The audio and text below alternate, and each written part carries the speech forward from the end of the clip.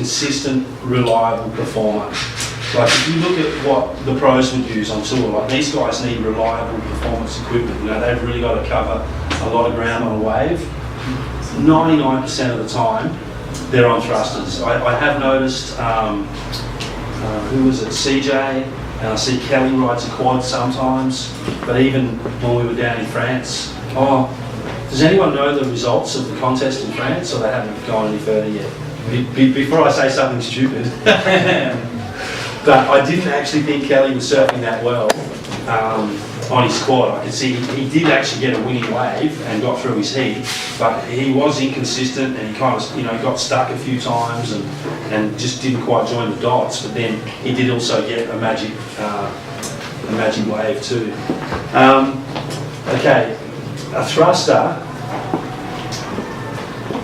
Your front fins.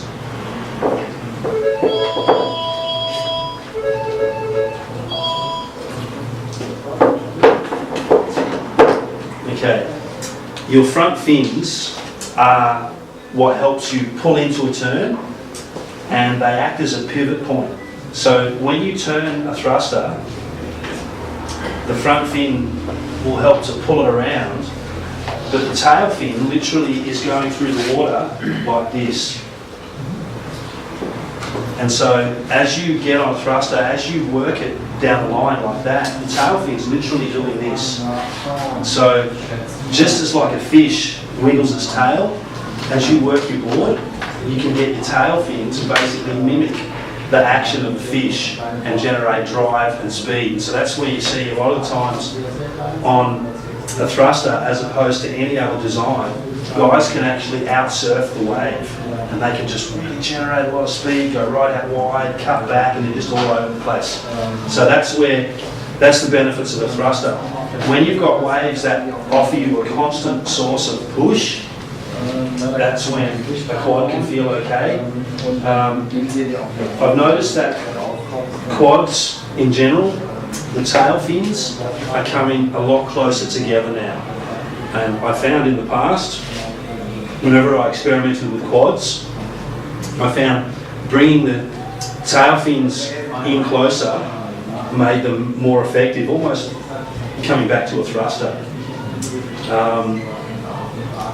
I personally found quads to be very, very temperamental, and they only went good sometimes in some situations. So that's why I say that a thruster is an all-round reliable performer. It's going to perform all the time, you know, in a whole wide range of conditions.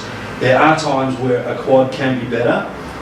If you've got like a fast down the line barrel wave, you've got no choice but to maybe ride a little higher on the face and just kind of go straight.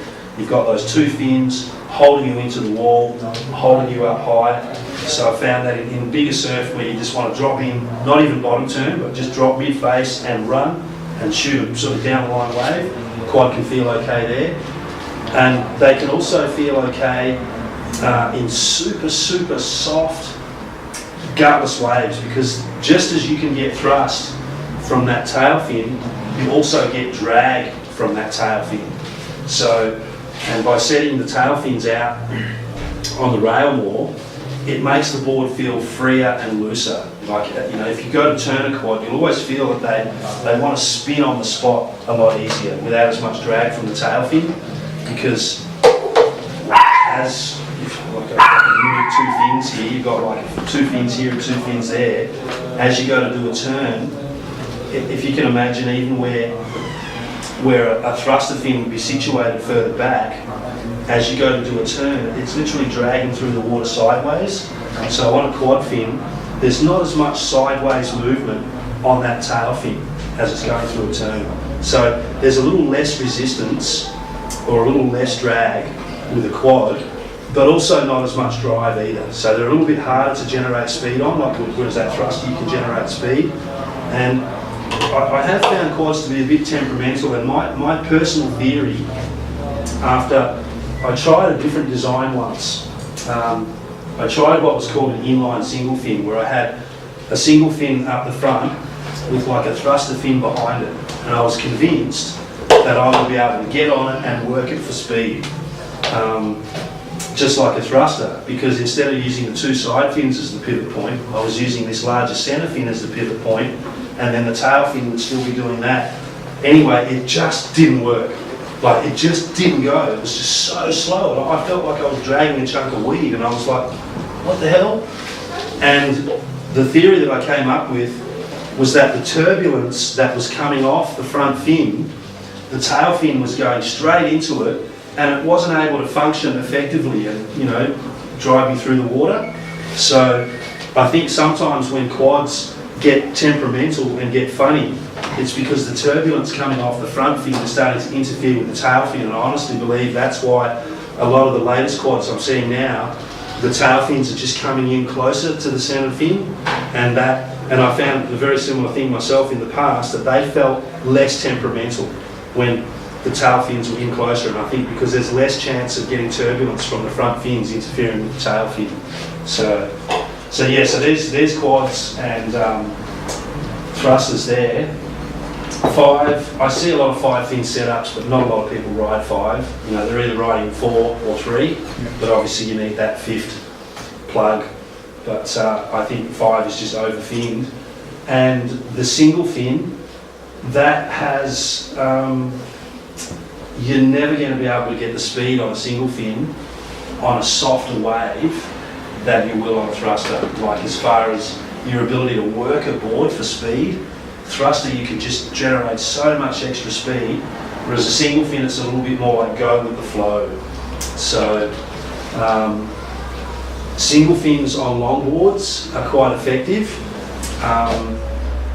and the main reason is that if you want to walk a board to get up on the nose, as you're walking a board, they can get a little bit tippy and unstable. And so a single fin longboard, you can have the same 2 boards, and a single fin is always going to be way more stable to walk on.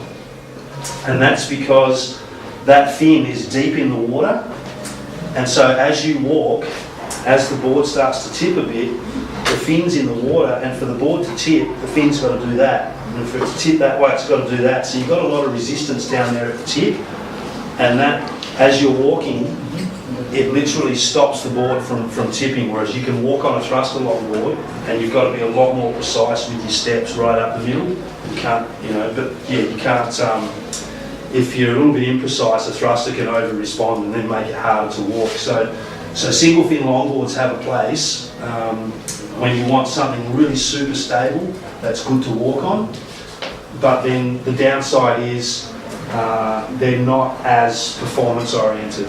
You know, you'll always be able to do a tighter turn on a thruster, hook in the pocket. So I think I covered it. Yes, you did. All right.